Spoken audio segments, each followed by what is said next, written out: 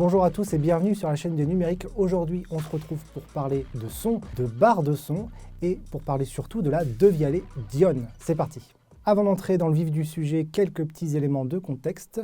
La Devialet Dion, c'est le tout premier produit en format barre de son de Devialet. Devialet, c'est un fabricant français de produits audio résolument haut de gamme qui d'abord faisait des amplificateurs, puis après s'est fait connaître avec Fantôme ou la Fantôme qui était sa première enceinte connectée Hi-Fi. S'en est suivi de plusieurs petites versions pour ensuite s'attaquer aux écouteurs True Wireless avec Gemini en 2021. Et enfin, le fabricant se retrouve sur un autre secteur qui est aussi très en vogue, les barres de son maintenant avec Devialet Dion. Comme tous les produits Devialet, Dion veut s'imposer comme la toute meilleure barre du son du marché, tout en restant simple d'utilisation et surtout relativement compact. Alors évidemment, le fabricant a placé dans un produit tout en un compact dans une configuration 5.1.2 tout son savoir-faire et toutes ses technologies qui sont aussi bien relatives à la conception acoustique que la partie amplification ou la partie du traitement du signal, et rien n'aurait été laissé au hasard.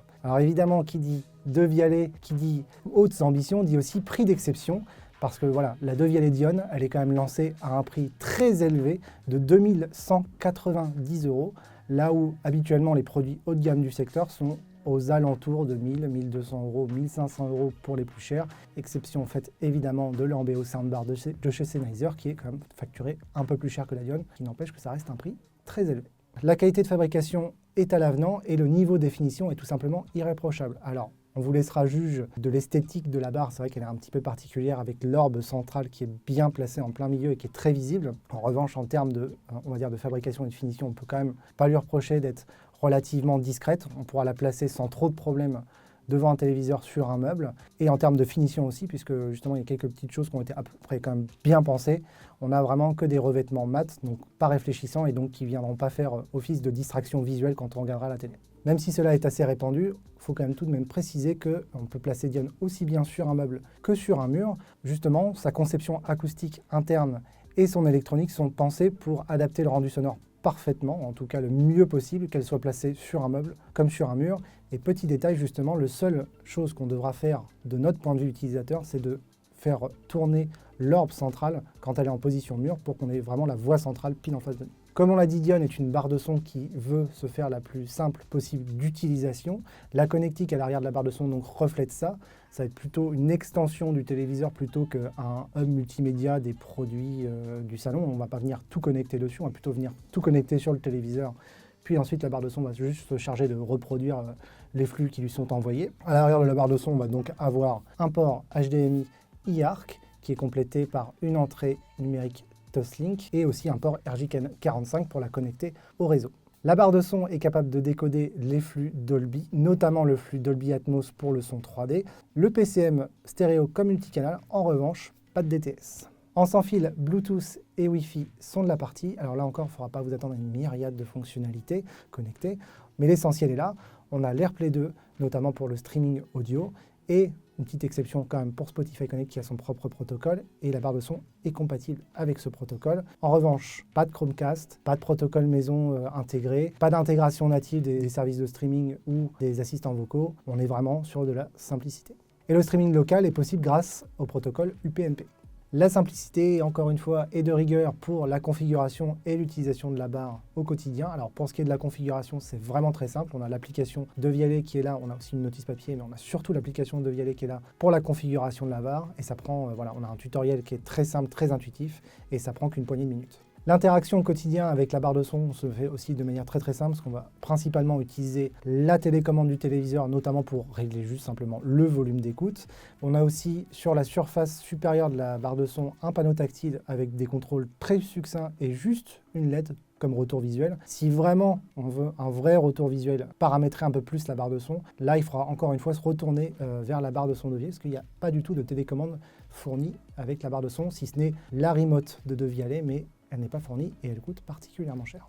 D'ailleurs, à ce propos, l'application Devialet a le bon goût de ne pas s'embarrasser de plein de modes inutiles et de paramètres avancés, de menus obscurs.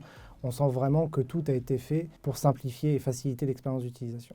Sur le rendu sonore, il faut admettre tout de suite que Dion, c'est l'une des barres de son les plus impressionnantes que l'on ait pu écouter jusqu'alors. Alors c'est vrai que quand on a eu l'occasion d'écouter des produits de Vialet auparavant, notamment Phantom, on reconnaît tout de suite une petite patte sonore de Vialet dans la Dione. Il y a une très légère mise en avant des basses, mais heureusement c'est jamais fait dans la surenchère, c'est très bien maîtrisé, c'est très bien défini et c'est sans jamais compromettre les timbres, et ça quel que soit le contenu. Le niveau de précision est également très bon, même si il est vrai qu'on n'atteint pas vraiment le traitement très chirurgical de l'Ambeo Soundbar, mais il faut quand même admettre que c'est tout de même épatant compte tenu qu'on est sur un produit aussi compact, parce que l'Ambeo Soundbar c'est vraiment une très très grosse barre de son. Là on reste sur un produit très compact et surtout tout en un et sans caisson. Justement en parlant de caisson, sur la Dione, les basses, la reproduction des basses de Vialet fait encore très très fort. C'est vraiment une restitution, une extension surtout dans les basses qui est effarante. La barre de son répond présente vraiment dans les extrêmes basses D à peu près 25 Hz avec surtout un niveau de définition et une bonne précision aussi dans les graves. Résultat, on a des basses qui sont extrêmement profondes, extrêmement percutantes, punchy, avec une vraie retransmission de la sensation d'impact, pas qu'auditive mais aussi physiologique, et c'est très impressionnant. Qui plus est, la puissance que peut développer la barre de son est assez impressionnante, en plus compte tenu encore une fois de son gabarit, il n'y aura aucun problème pour se placer à un niveau d'écoute généreux, même dans une grande pièce. Terminons enfin sur la reproduction spatiale. Sur la reproduction de la stéréo, il n'y a pas grand chose à redire. La scène sonore est relativement large. C'est vrai qu'on ne dépasse pas les limites physiques de la barre de son, mais on peut repositionner sans aucun problème les différents éléments qui composent la scène. On a une très bonne sensation de présence et on a aussi une très bonne profondeur. Là-dessus, il n'y a pas de souci. En revanche, la virtualisation, aussi bien surround que tridimensionnelle, ne nous a pas vraiment convaincus. On a tout au mieux un élargissement de la scène frontale, qui est très généreux, mais on n'a pas vraiment d'informations sur les côtés, et on a encore moins d'informations derrière. On n'a quasiment rien du tout en fait. On a une légère aussi sensation d'élévation, mais au final, voilà, pas une vraie sensation d'enveloppement, contrairement à ce qu'on pourrait retrouver sur d'autres barres de son. Alors c'est vrai que le traitement que la barre de son propose est relativement naturel. On n'a pas d'effet de réverbération ou d'écho disgracieux, pas d'effet de phase qui pourrait être dérangeant. Quel que soit l'endroit où on se positionne devant la barre de son, on a plus ou moins le même rendu. En revanche, voilà, le positionnement des éléments est vraiment poussé vers l'avant et il est quand même relativement flou. C'est clair que sur ce point spécifique, et compte tenu notamment des promesses et du placement élitiste du produit, on s'attendait à avoir des performances au niveau des meilleurs, au moins au niveau des meilleurs modèles du genre, comme par exemple l'Ambeo Soundbar, encore une fois, de chez Sennheiser, ou même par exemple des produits qui sont beaucoup moins onéreux, comme la HT A7000 de chez Sony. Voilà le seul point en fait d'alerte à connaître sur ce produit, même s'il est vrai que les performances sonores brutes de la barre de son restent tout à fait épatantes et parmi les meilleures qu'on ait pu entendre sur ce genre de produit, notamment compte tenu de son gabarit. Voilà qui conclut notre rapide tour d'horizon de la De Vialet Dione. Je vous remercie tout d'abord d'avoir suivi cette vidéo. Si vous avez des questions ou des commentaires, n'hésitez pas à les mettre en bas de cette vidéo. Et moi, je vous dis à plus tard. Salut!